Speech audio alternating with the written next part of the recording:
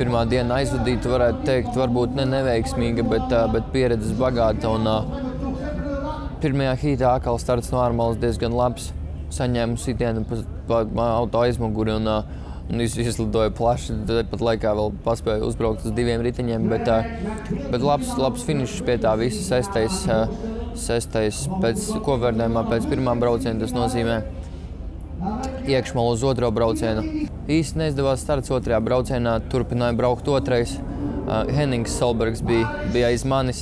Protams, visi zinām, ka es ar viņa brāli cīnos par čempionāta punktiem. Pirmspēdējā aplī ar Henningu Solbergu es saskrējos. Viens saka, es biju vainīgs, citi saka, viņš ir vainīgs.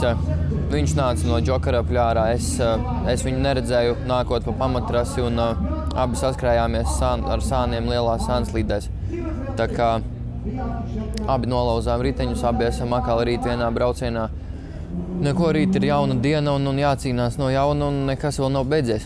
Pusfināls joprojām droši vien paliek spēkā, bet šobrīd skatos, rīt ir jauna diena un šobrīd skatos uz 3. 4. braucienu. Man viņi ir jānobrauc ļoti labi un tad redzēs, kā ies tālāk.